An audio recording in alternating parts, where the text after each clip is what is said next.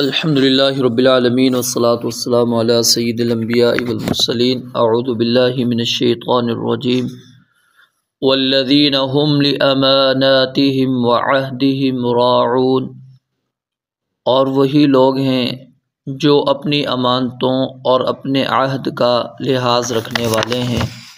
والذین هم علی صلواتهم یحافظون، اور وہی ہیں جو اپنی نمازوں کی خوب حفاظت کرتے ہیں۔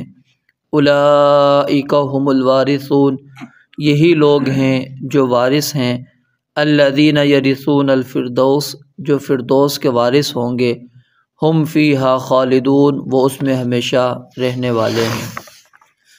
پچھلی آیت کے اندر اللہ تعالیٰ نے یہ بات بیان فرمائی تھی کہ جو شخص اپنی عفت اس کی حفاظت کرتا ہے وہ مومن ہے۔ تو یہ عفت پاک دامنی اختیار کرنا اللہ تعالیٰ کی ایک بہت بڑی امانت ہے۔ اب اس کے بعد اللہ تعالیٰ نے اس آیت کے اندر عام امانتوں کا ذکر کیا کہ جو عام امانتیں ہیں ان کا بھی وہ خیال کرتے ہیں، اور اس میں سے ایک خاص طور پہ عہد، وعدہ، اس کا تذکرہ کیا، کیونکہ وعدہ بھی ایک امانت کی ہی قسم ہے، تو اس لیے اس کو الگ ذکر کر دیا۔ فرمایا والذین هم لاماناتہم وعہدہم، جو اپنی امانتوں اور اپنے وعدوں کی پاسداری کرنے والے ہیں۔ وہ وعدہ چاہے اللہ اور اس کے رسول علیہ الصلاۃ سے انہوں نے کیا ہو، یا پھر آپس میں اہل ایمان کے ساتھ ان کے معاہدے ہوں، وعدے ہوں، سب کی وہ حفاظت کرتے ہیں۔ منافق جو ہے اس کے بالکل برعکس ہوتا ہے، وہ اپنے وعدے کی خلاف ورزی کرتا ہے۔ آپ علیہ الصلاۃ نے فرمایا کہ منافق کی 3 نشانیاں ہیں: جب بات کرے تو جھوٹ بولے، جب وعدہ کرے تو خلاف ورزی کرے، اور جب اس کے پاس امانت رکھی جائے تو خیانت کرتا ہے وہ، لیکن مومن اس سے ہٹ کر ہوتا ہے۔ پھر اگلی آیت کے اندر اللہ رب العالمین نے نماز کا تذکرہ کیا۔ پہلی صفت آپ نے پڑھی تھی الذین هم فی صلاتہم خاشعون، پھر دوبارہ آخر کے اندر اللہ رب العالمین نماز کا ذکر کر رہے ہیں، یعنی ابتداء میں بھی نماز کا ذکر ہوا، پھر چند صفات اللہ تعالیٰ نے ذکر کی، پھر اس کے بعد اللہ تعالیٰ دوبارہ نماز کا ذکر کر رہے ہیں۔ تو یعنی اس سے نماز کی اہمیت واضح ہو جاتی ہے کہ کتنا عظیم ترین عمل ہے اور اہم ترین عمل ہے۔ فرمایا کہ وہ اپنی نمازوں پر خوب حفاظت کرنے والے ہیں۔ نماز کی حفاظت سے کیا مراد ہے کہ ہمیشہ نماز ادا کرتے ہیں اور وقت پر ادا کرتے ہیں۔ سیدنا عبداللہ بن مسعود رضی اللہ تعالیٰ عنہما بیان فرماتے ہیں کہ انہوں نے رسول مکرم علیہ الصلاۃ سے پوچھا کہ اللہ کے نبی علیہ الصلاۃ کون سا عمل افضل ترین ہے، کون سا عمل اللہ کے ہاں محبوب ترین ہے؟ تو آپ علیہ الصلاۃ نے فرمایا کہ الصلاۃ علی وقتہا، نماز کو اس کے وقت پر ادا کرنا۔ پھر دوبارہ سوال کیا اس کے بعد کون سا؟ آپ نے فرمایا والدین کے ساتھ حسن سلوک کرنا۔ پھر پوچھا تو فرمایا کہ جہاد فی سبیل اللہ۔ اور اسی طرح ایک اور روایت کے اندر بھی نبی علیہ الصلاۃ نے الصلاۃ فی اول وقتہا کو آپ نے سب سے محبوب ترین، افضل ترین عمل قرار دیا ہے۔ تو اہل ایمان جو ہیں اس کی حفاظت کرتے ہیں۔ تو اول وقت سے کیا مراد ہے؟ کیا نماز کا وقت داخل ہوتے ہی نماز ادا کرنا یہ مراد ہے، یا کچھ تاخیر کی جا سکتی ہے؟ رسول اللہ صلی اللہ علیہ وسلم کو جبرائیل امین علیہ الصلاۃ نے 2 دن آ کے نماز پڑھائی۔ ایک دن آپ کو نماز کا جو وقت شروع ہو رہا تھا اس وقت میں نمازیں پڑھائیں، اور دوسرے دن اس وقت میں نماز آ کے پڑھائیں جو آخری بالکل وقت تھا اس میں۔ پھر فرمایا کہ آپ کا اور آپ کی امت کا جو وقت ہے ان دونوں کے درمیان کے اندر ہے، یعنی یہاں سے لے کر یہاں تک، اس میں آپ کسی بھی وقت نماز ادا کر سکتے ہیں۔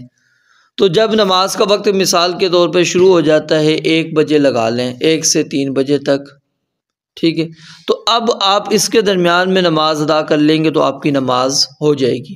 لیکن اس میں جو افضل ہے، محبوب ترین ہے، وہ کیا ہے کہ 1 بجے کے قریب آپ ادا کر دیں، یعنی یوں سمجھ لیں کہ آپ نے 1 بجے وقت داخل ہوا ہے، آپ 1:30 بجے تک ادا کر لیں، یہ محبوب ترین کہلا دے گا عمل، کیونکہ آپ نے جلدی ہی ادا کر دی ہے اس کے پہلے وقت کے اندر۔ لیکن اگر آپ اس کو 2 بجے کے بعد کر رہے ہیں تو آپ وقت پر ہی نماز رہیں، یعنی نماز کا وقت موجود ہے، یہ نہیں کہ نماز کا وقت نہیں گیا، نماز کا وقت ہے، لیکن وہ جو محبوب اور افضل عمل تھا اس سے آپ نکل آئے۔ اس سے باہر ہو گئے ہیں، آپ نے محبوب عمل کو چھوڑ دیا، اب اس عمل کو آپ نے اختیار کر لیا جس کو نبی علیہ السلام نے محبوب نہیں کہا۔ نماز آپ کی ہو جائے گی کیونکہ وقت موجود ہے، اس کے درمیان تھا، آپ نے آ کے درمیان میں ادا کر لی۔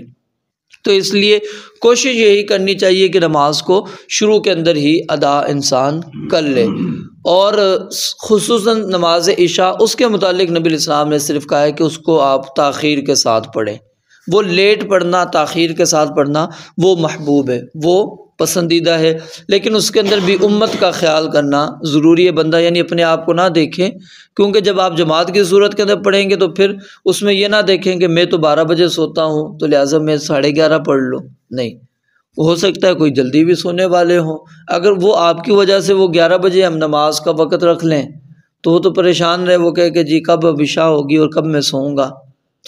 اب عشاء اور مغرب کے درمیان میں سونے سے نبی علیہ السلام نے منع کیا ہے، تو یہ کیا ہے، نقصان ہو جاتا ہے۔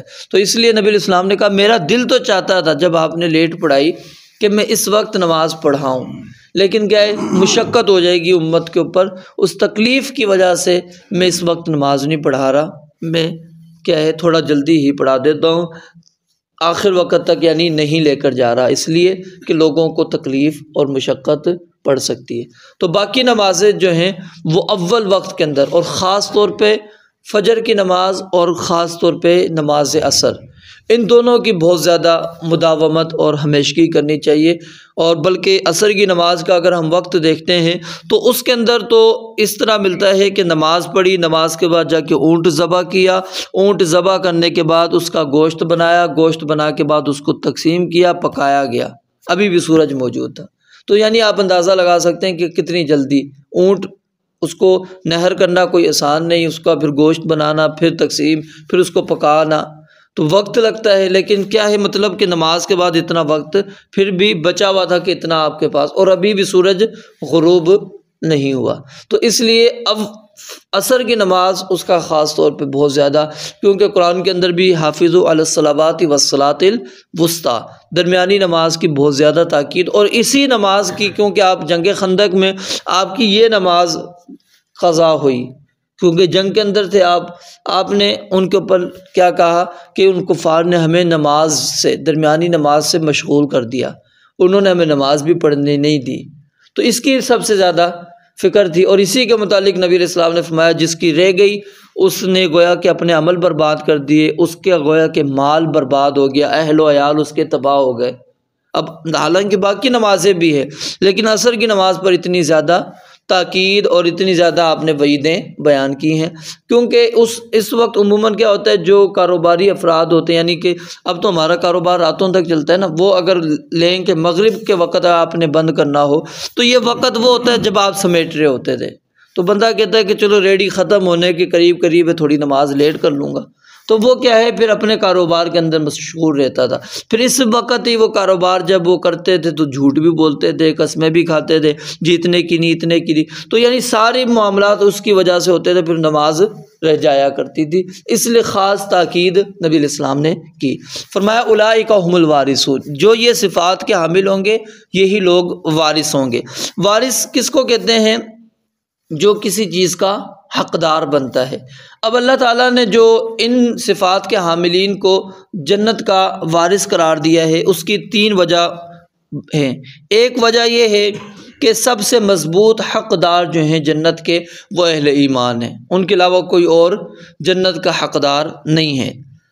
نمبر 2، جنت جو ہے سیدنا آدم علیہ السلام کی کیا ہے، ملکیت تھی، وہاں پر وہ رہتے تھے، اللہ تعالیٰ نے ان کو زمین کے اندر بطور آزمائش امتحان بھیجا، تو ہم ان کی اولاد ہیں، تو باپ کا وارث بیٹا بنتا ہے، اولاد بنتی ہے، تو لہٰذا ہم نے وہ ملکیت حاصل کرنی ہے، تو کیسے اعمال کریں گے تو ہمیں وہ جنت ملے گی۔